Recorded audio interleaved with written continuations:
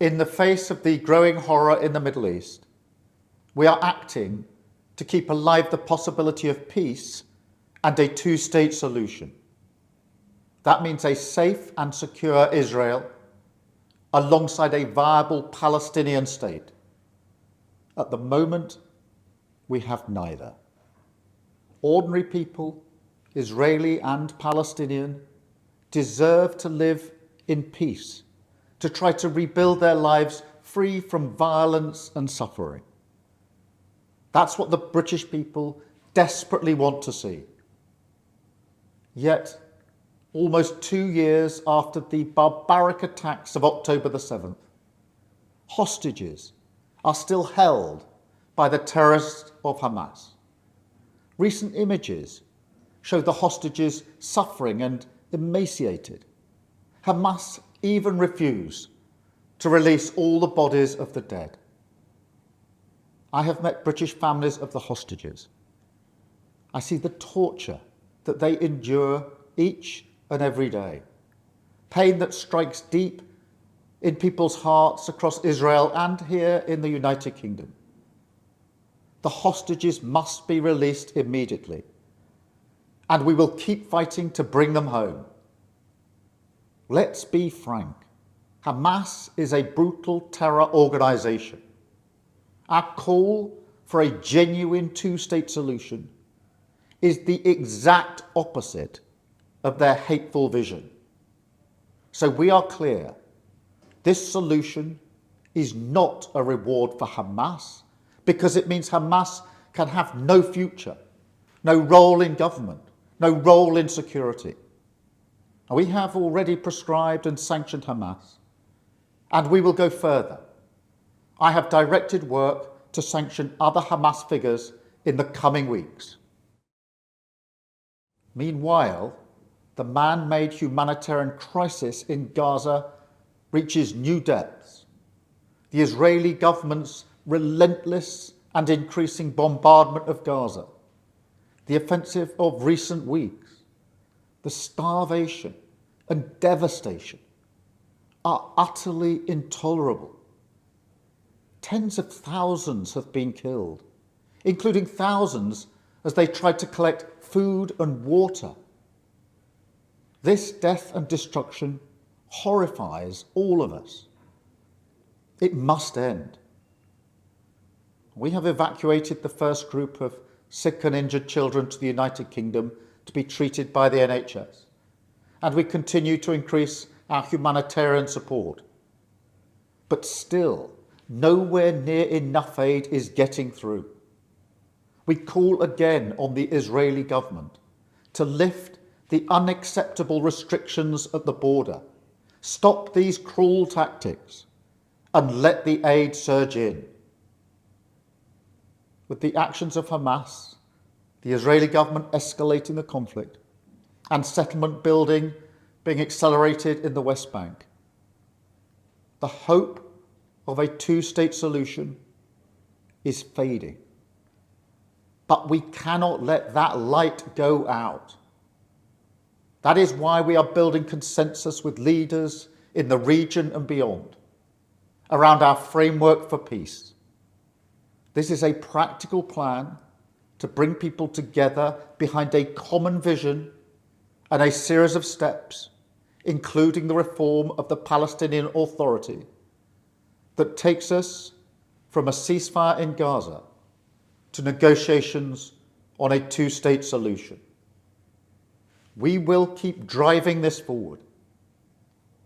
As part of this effort, I set out in July the terms upon which we would act in line with our manifesto to recognise Palestinian statehood. That moment has now arrived. So today, to revive the hope of peace and a two-state solution, I state clearly, as Prime Minister of this great country, that the United Kingdom formally recognises the State of Palestine. We recognised the State of Israel more than 75 years ago as a homeland for the Jewish people. Today, we join over 150 countries who recognise a Palestinian state also. A pledge to the Palestinian and Israeli people that there can be a better future. I know the strength of feeling that this conflict provokes.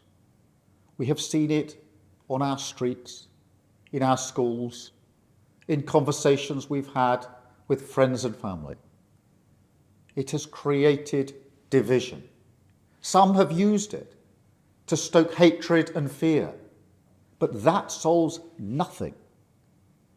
Not only must we reject hate, we must redouble our efforts to combat hatred in all its forms.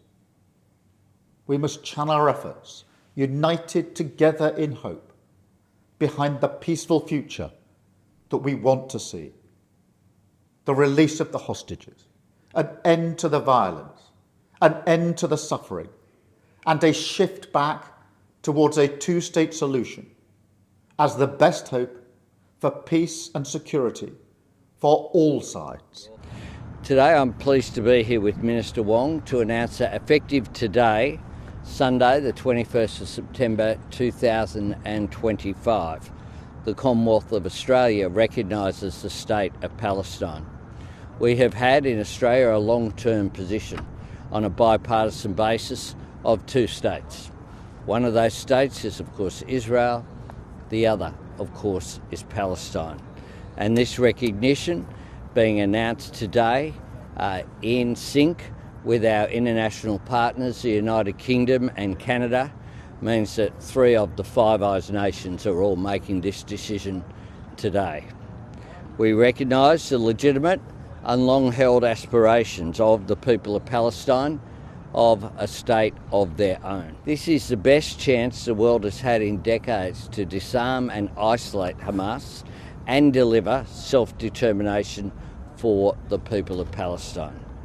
This is a moment of opportunity for nations of goodwill to work together, to see the hostages taken in the atrocities of October 7, 2023 returned immediately and with dignity, to bring about an immediate ceasefire and to bring an end to the humanitarian catastrophe which is being inflicted on Gaza, to see vital aid, food, water, medicine flow to people in need. Australians want the killing to stop. Australians also, of course, don't want conflict to be brought to Australia. And Australians want the people of Palestine and the people of Israel to know a future of greater hope, true security and real peace. Today we advance that cause. Well, we are seeing the Israeli government continue to provide support for illegal settlements and an expansion in the West Bank. We're seeing a catastrophic humanitarian crisis unfold in Gaza. The idea that Israel is just sitting back waiting to negotiate is not what is happening here. This is about the world saying enough is enough. We want peace and security in the Middle East. This is Australia playing a role. Hoje, dia 21 de setembro de 2025, o Estado português reconhece oficialmente o Estado da Palestina. A declaração de reconhecimento aqui proclamada resulta diretamente da deliberação do Conselho de Ministros do passado dia 18 de setembro, tomada no culminar de um procedimento de consultas em que se verificou a convergência do Sr. Presidente da República e de uma larguíssima maioria dos partidos com assento parlamentar.